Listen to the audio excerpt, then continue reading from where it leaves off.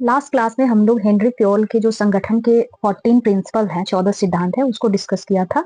इस क्लास में हम लोग देखेंगे पब्लिक एडमिनिस्ट्रेशन में कि उर्विक ने जो संगठन के 8 सिद्धांत बताए हैं वो कौन कौन से हैं। तो इन्होंने उर्विक ने 8 सिद्धांत बताए हैं, जिनमें पहला है विशेषीकरण सिद्धांत, समरूपता सिद्धांत, उद्देश्य का सिद्धांत, परिभाषा का सिद्धांत, समन्वय का सिद्धांत, नियंत्रण का सिद्धांत, उत्तरदायित्व का सिद्धांत और पद सोपान स्केलर चैन।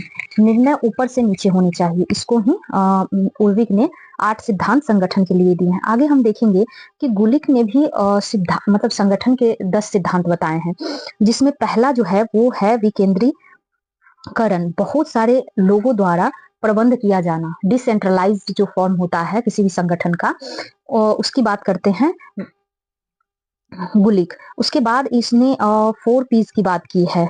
पहला है पर्पस, मतलब किसी भी संगठन के 4 जो है आधार होते हैं, कि 4 बेस होते हैं किसी भी संगठन के। तो पहला है पर्पस, पर्सन, प्लेस और प्रोसेस। तो 4 पीएस जो है ये गुलिक का है, हम की ध्यान रखेंगे। और इन्होंने संगठन के 10 सिद्धांत की बात की है, जिसमें दूसरा जो है वो 4 पीएस है। और 4 पीस क्या है? P for purpose, P for person, P for place and चौथा जो है पी फॉर प्रोसेस।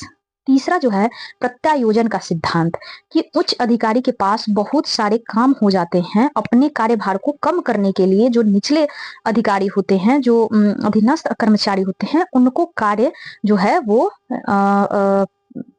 डेलीगेट करना। तो इस तरह से प्रत्यायोजन का सिद्धांत भी गुलिक द्वारा दिया गया है। पद सोपान, विचार धारा समन्वय, समितियों द्वारा समन्वय, आदेश की एकता, नियंत्रण की सीमा, सूत्र। हर संगठन के 3 लोग होते हैं, मतलब किसी भी संगठन के 3 लोग होते हैं। एक होता है निर्णय लेने वाले, दूसरा होता है निर्णय लागू करने वाले, तीसरे जो होते हैं वो होते हैं निर्णय लेने लागू करने में मदद करने वाले लोग भी होते हैं। तो इस प्रकार से जो है वो किसी भी संगठन में 3 प्रकार के लोग शामिल होते हैं। और जो 10th नंबर का है वो होता है स्टाफ। तो इस प्रकार से जो है गुलिक ने 10 सिद्धांत संगठन के दिए हैं। उसके बाद हम देखेंगे कि टेलर के बारे में। तो एफ.डब्ल्यू. टेलर जो है वैज्ञानिक प्रबंधन की बात करते हैं। अमेरिकी मतलब जो अमेरिका की कंपनी थी में उसमें काम करते थे, और जहां उत्पादन कम होती थी। सबसे बड़ी समस्या क्या थी? एफ.डब्ल्यू. टेलर ने जो बात की है वो थी कि कंपनी में उत्पादन कम था। और यही कारण था, क्या था? वैज्ञानिक प्रबंधन का भी यही कारण था, कि जो साइंटिफिक मैनेजमेंट की बात की है टेलर ने, उसके भी यही कारण थे, जिसमें उन्होंने बताया कि वैज्ञानिक तकनीक से काम नहीं होना। मतलब जब कंपनी में काम कम हो रहा है या वहां प्रोडक्ट जो है वो कम बन रहा है, इसका काम है कि या तो काम चोरी हो सकता है, नहीं तो साइंटिफिक जो टेक्निक है उसके थ्रू काम नहीं हो रहा है। काम चोरी में जिसे सोल्डरिंग कहा जाता है। एक तो होता है प्राकृतिक काम चोरी, दूसरा जो नेचुरली होता है, और दूसरा होता है व्यवस्थित।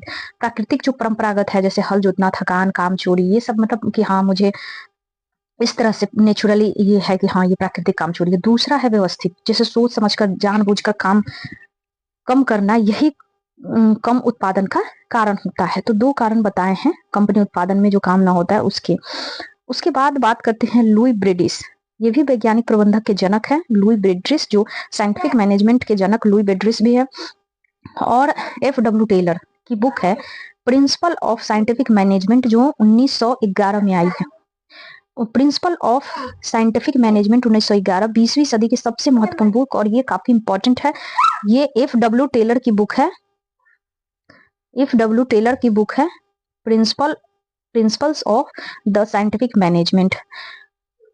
कम उत्पादन को अधिक उत्पादन में बदला जा सकता है, यही कार्य करने के तरीके वैज्ञानिक हो। मतलब वो बोलते हैं एफ.डब्ल्यू. टेलर, और लुई ब्रिडिस जो है वैज्ञानिक प्रबंधक के जनक हैं, और एफ.डब्ल्यू. टेलर भी वैज्ञानिक प्रबंधन की बात करते हैं।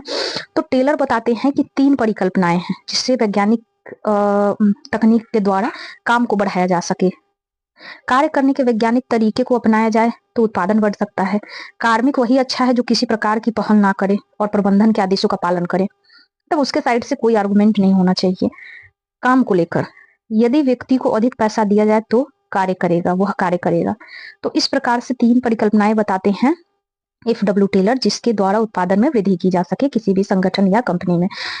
वैज्ञानिक प्रबंधन की तकनीक की बात करें तो इसके अंतर्गत आता है समय का अध्ययन। औसत समय निकालना चाहिए। मालिक कार्मिक के बीच टकराव की स्थिति नहीं होगी। गति का अध्ययन, उन तरीकों को खोजना जिससे कम समय में बिना थकान के उत्पादन बढ़ाया जा सके। कार्यात्मक विभेदीकरण, फंक्शनल फोरमैनशिप, संगठन वही अच्छा है जहां आदेश देने वाले 8 व्यक्ति हो, आदेश की बहुलता हो, कि हर व्यक्ति हर एक दूसरे को आदेश दे रहा हो, तो इसे ही कार्यात्मक विभेदीकरण कहते हैं। पीस रेट सिस्टम, अतिरिक्त काम के लिए अतिरिक्त वेतन दिया जाए जिसके प्रभाव से व्यक्ति ज्यादा से ज्यादा उत्पादन करे। आपका आपदा द्वारा प्रबंधन निर्धारित मानकों से अधिक काम करे तो उसके कार्यों में हस्तक्षेप करना, मतलब कोई भी एक निर्धारित मानदंड है उससे ज्यादा काम करे तो उसे रोक देना। मानसिक क्रांति, मजदूर सोचता है मालिक हमारा शोषण कर रहा है, मालिक सोचता है मजदूर को वेतन फालतू दिया जा रहा है, तो ये भी कारण होता है जिससे उत्पादन में कमी होती है। टेलर, मानसिकता में बदलाव किया जाना चाहिए। आलोचना करते हैं कि केवल संरचना पर बल, मानवीय पक्ष की उपेक्षा की गई। साइंटिफिक जो मैनेजमेंट की बात करता है FW टेलर, उसमें उसकी आलोचना इस आधार पे की गई कि केवल संरचना पे बात करता है, मानव का कोई पक्ष ही नहीं है, बस मशीन की तरह कोई उसकी अपनी राय नहीं होनी चाहिए, जो उसे आदेश मिल गया वही काम करे, मशीन की तरह अगर ज्यादा पैसा दिया जाए ज्यादा काम करेगा, तो इस तरह से उसके मानवीय पक्ष की जो है वो उपेक्षा की गई है। मानवीय विप्रेरणा का सरलीकरण, व्यक्ति सिर्फ पैसे से काम करेगा। शास्त्रीय विचारधारा का मानव, मतलब आर्थिक मानव, तो इस आधार पे टेलर की जो है FW टेलर की साइंटिफिक मैनेजमेंट की उपेक्षा की गई है। उसके बाद हम देखते हैं कि मानव संबंध विचारधारा के बारे में एल्टन म्यो जो है, मानव संबंध विचारधारा में देखते हैं एल्टन म्यो बात करते हैं कि ऑस्ट्रेलिया के वैज्ञानिक, लेकिन सारा प्रयोग अमेरिका में किया। मतलब एल्टन म्यो जो है ये ऑस्ट्रेलिया के मनोवैज्ञानिक थे, लेकिन इन्होंने अपना सारा जो एक्सपेरिमेंट है वो अमेरिका में किया। वेस्टर्न इलेक्ट्रिक कंपनी, जिससे अच्छी सुविधा अच्छा वेतन था, फिर भी कई लंबे समय तक नहीं टिकता था। क्यों? तो एल्टन म्यो ने इस मानव संबंध विचारधारा पे अपने विचार दिए। उद्योगों में काम छोड़कर जाने की प्रवृत्ति को उद्योगों में अनुपस्थितिवाद की संज्ञा दी है, उसकी सबसे बड़ी समस्या थी। एल्टन म्यो के कुछ इंपॉर्टेंट बुक है, human problems of an industrial civilisation 1933, science problem of an industrial civilisation 1945, political problem of an industrial civilisation 1947। तो ये सब कुछ इंपॉर्टेंट इनकी बुक है। और एल्टन म्यो का हथर्न प्रयोग जो है ये काफी इंपॉर्टेंट है, कितने UGC नेट सारे एग्जाम में आते रहते हैं या PGT एग्जाम में भी। 1924 से 1932 तक हथर्न प्रयोग की बात की गई है। जब श्रमिकों को पता चलता है कि उन्हें देखा जा रहा है तो उनकी उत्पादन बढ़ जाती है। यह हथर्न प्रयोग में उसने देखा। प्रथम 5 प्रयोग 1923 से 24 में, पैरों में परेशानी और थकान से काम छोड़ना। हथर्न प्रयोग जो था वो महान प्रकाश प्रयोग था 1924 से 1927 में। प्रकाश का उत्पादन में कोई प्रभाव नहीं पड़ता।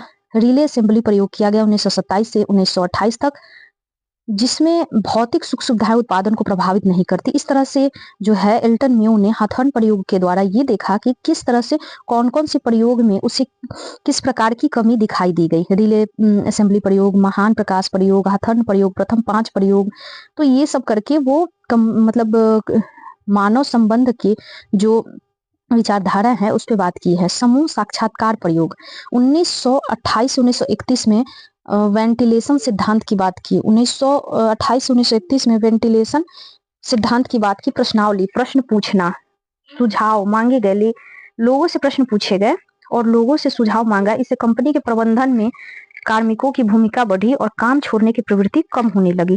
तो समूह साक्षात्कार प्रयोग भी किया 1928 से 1931 में। बैंक वायरिंग प्रयोग 1931 से 1932 में, ये सब एल्टन म्यो ने प्रयोग किया, जिसमें जो है वो बात करता है उत्पादन क्यों बढ़ रहा है, कौन सी बातें प्रभावित करती है उत्पादन को। अनौपचारिक समूह प्रभावित करते हैं। लंबे समय तक जब लोग एक साथ मिलकर काम करते हैं तो भावनात्मक संबंध स्थापित हो जाते हैं, वह कंपनी के साथ जुड़ जाते हैं। रेट बस्टर, निर्धारित मानक के अतिरिक्त यदि कोई काम करेगा तो वह रेट बस्टर कहलाएगा।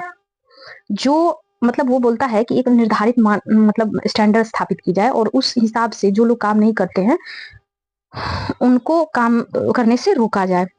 चीसलर, जो काम करता है मतलब काम चोरी करता है, जो कम काम करता है उसे चीसलर की संज्ञा दी है। स्कीवलर, समूह के विचारों को किसी और से कहना, कि कोई भी समूह में विचारधारा है उसको किसी और से कहना, स्कीवलर। एल्टन म्यो, मानक निर्धारित जो किए हैं इनसे उत्पादन न तो घटा न बढ़ा। मतलब उसने कहा कि मानव निर्धारित जो किए हैं, जो भी मानक निर्धारित किए गए हैं, इससे न उत्पादन बढ़ा और न घटा। आलोचना की बात करें तो उत्पादन को भौतिक सुख सुविधाएं प्रभावित नहीं करती। पैसे की अवहेलना की गई। जिन लड़कियों पर प्रयोग किए गए उनको पता था कि हम लोगों पर प्रयोग हो रहा है, इसलिए इन लड़कियों ने वास्तविक उत्पादन नहीं किया बल्कि बढ़ा चढ़ाकर किया। हाथन प्रयोग को दिखावटी कृत्रिम प्रभाव कहा जाता है। इस आधार पर रिटन मेयो के विचार और जो मानव संबंध विचारधारा थी उसकी आलोचना की गई। व्यवहारवाद की बात हर्बर्ट साइमन करते हैं। इसकी चर्चा हम लोग नेक्स्ट क्लास में करेंगे। Thank you so much.